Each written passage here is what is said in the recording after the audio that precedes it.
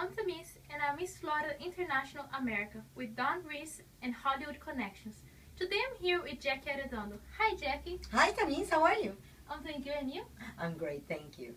So, you're a singer, a songwriter, an actress, and also a vocal instructor. Yes. Tell us a little bit about yourself. Well, I was born in a family of actors, comedic actors, actually. My grandfather was a very famous comedian by the name of Enrique Arredondo, and he was better known by Bernabé. And this was in Cuba, obviously. And I couldn't get really away from the entertainment industry because I was always surrounded by actors. My mother was an actress. Even when she came to the States, she was an actress. So I was basically born in this business. That's a nice story. And as a vocal instructor, you have worked at Telemundo, Univision. How was that experience for you?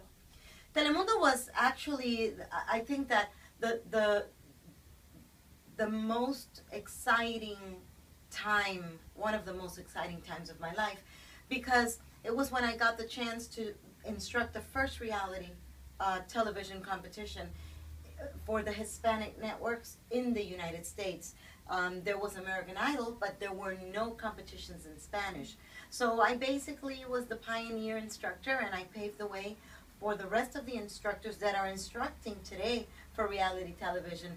That show was called Protagonistas de la Música, and it was actually the first one. And after that came another and another and another and another, until I actually made enough noise that Univision came looking for me, and to be offered a place in such an important variety show as Sábado Gigante, for me was the peak of my career.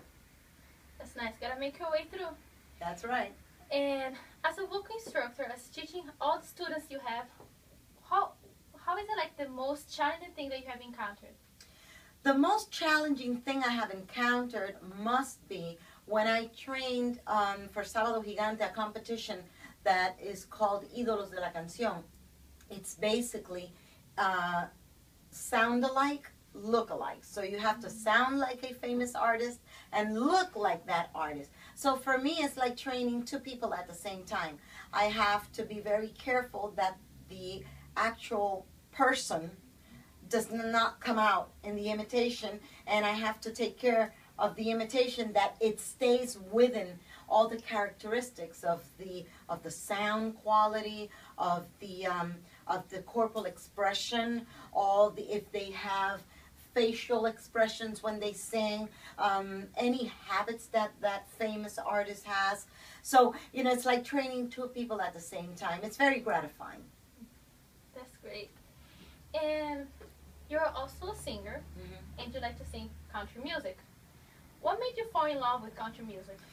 Well, what made me fall in love with country music was the road. I was a truck driver. I would drive an 18-wheeler, and the road got very, very lonely at times. And the only thing that actually was on the radio was country music. Once you leave the state of Florida, or not even have left the state of Florida, a little bit closer to the end of Florida, the radio would turn into an audiobook for me. And to be exposed to a genre where you can listen to real stories, it was like an audiobook. And the reality of it was that I was Latina. I lived in the East Coast. I had no money, no resources, no contacts.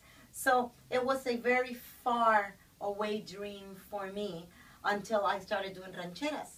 When I started doing rancheras, I was doing a concert in El Salvador. And there was a gentleman that approached me and asked me if I like country music. And I was like, is this a trick question or what? And he gave me his card. I contacted him. And because of that man, I got to record in Nashville. I got to record with, you know, great songwriters as Brian White is. I got to be exposed to a lot of events and a lot of people that I would have never thought that I would even come across with back then when I used to drive that truck. It was a little bit surreal, but that's how I got to country music. It was like, it was meant to be, to meet him and all the stuff that happened. Well, I think it was meant to be to meet him, Mm-hmm. but I met him doing my first EP in Nashville. Um, the producer wanted some songs from Brian White, and he says, you know, come with me. Let me just pick these songs up, and then we'll head to the studio. And I met him, and I heard his songs, and I fell in love with the songs. But the reality was that I was already doing an EP. There was no more money to do another EP, and I remember that producer, he wrote Brian's number on a napkin, and once he recorded it on his phone, he threw away the napkin. So, you know, I asked for forgiveness from the Lord and took that napkin. And technically, it was not theft. It was, I picked up something that was thrown away. So I picked up that napkin, and I couldn't call him for about 2 years, because that's when I was ready to record my second EP. And I held on to that napkin, I put it in a book, and it was all like iron. And when I was ready, I called him, and we did Just Call Me Jackie. Wow. It was like you were there at the right moment, and the napkin was just thrown in the trash. So, and also, in your music, who or what inspires you as a singer? I was very much inspired back then while I was driving that truck with Shania Twain. She actually paved the way for other country artists to cross over from country to pop, at least be aired in the pop radio stations. Then came Faith Hill, and you know, then came others, and soon enough we had enough country singers airing in the radio stations.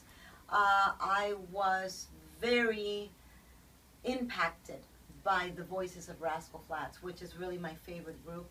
I find that when a man can do those runs and do those vocal gymnastics, just as we as women are taught to do, not many men sing that way, and for me it was, wow, it was just something very, very unbelievable to hear. And hopefully someday I'll get to collaborate with them and make enough noise to maybe have them pay a little bit of attention to this little old me. So I'm hopeful. I'm hopeful, and I pray.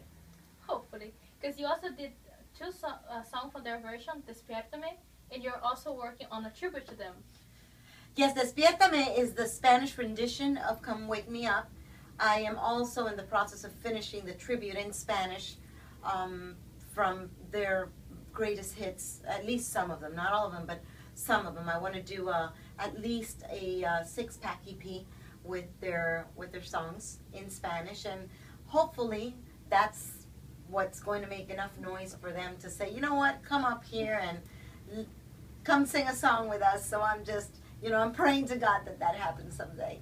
Well, we can't wait to hear, and we hope you'll make a lot of noise to call their attention. Oh, and you also been to the CMA Music Fest. How was it like for you? Very tiring and very hot. It's in the month of June normally, and Nashville gets very hot in that month. You don't stop. It's interview from interview to interview, from interview to interview, and you just don't have one moment. But CMA Fest is very special because that is the event, the only event in the world where country artists or where artists go and they don't charge anything. They're just there for the fans. It used to be called Fan Fest, and then they changed it to CMA Fest. But you know, these artists are there for 3 to 5 days, just signing autographs. Sometimes an artist will not get up from the chair for 11 hours, and they do it all for the fans. All the performances are free. It's all for the fans, not to get any profits or anything, or just make money off of your performance. Everybody plans and waits with open arms CMA Fest, from the most unknown singer trying to get in to the most known country singer awaits that week, because it's where we say thank you to the fans for supporting our music and supporting our work. Oh, that's really nice of all the singers that does that, and for you doing that too. And also, as a songwriter, how do you get inspired by writing songs? Depends. Sometimes I get inspired about from a life experience, sometimes from a friend's life experience, sometimes maybe a movie. It all depends, or just something you want to talk about. You just think of a title, or think of a subject, or a story line, and go from there. Wow, that's really nice. And also, as an actress that you did some acting, how was it like for the experience that you had? I mean, I haven't acted too much. I made my debut doing a very morbid show as a child. It was a Christmas show, and then at the end of the show, I had no dialogue. I had one scene, and at the end of the scene, we were all together, all the children, and there was this man who came in with a shotgun and shot all of us, and we were dead. So I don't know who wrote this play, but it was kind of morbid. And life took me through other paths in the music career. So I didn't do much acting until this year.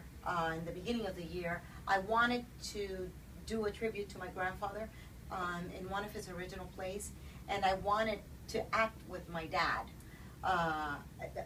One of his specific works. And it was very emotional because my grandfather never saw me sing.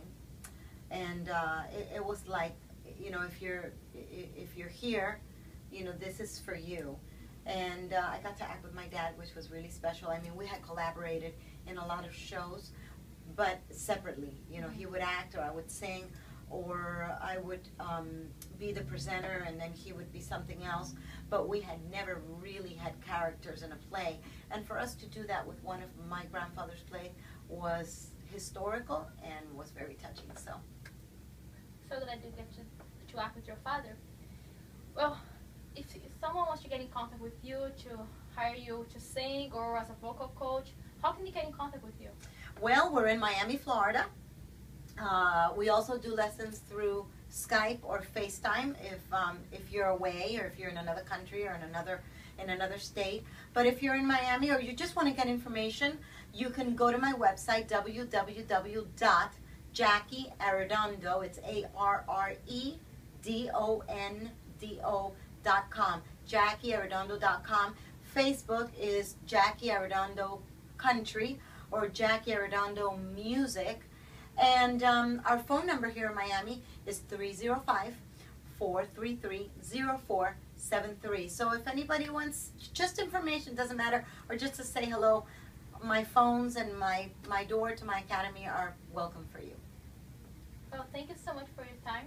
Would you like to add anything else, or you have any comments? Well, I always end with a little advice to all these aspiring artists. Doesn't matter if you're an actor, if you want to do journalism, if you want to be a show host, an anchor, a singer, a musician. I think that statistically, out of 100 doors that you knock, one has to open. So don't give up and go for it. Just keep on knocking on those doors, and you'll get your dream come true. But if you don't give up, that will happen. Only if we give up is when we start to shut the doors in our way of our goals. So go for your goal, go for your dream, and good luck. Well, thank you so much. I wish you a lot of luck in your career and everything that you do, and thank you so much for today. Thank you, Tamis. This has been for Doris and Hollywood Connections.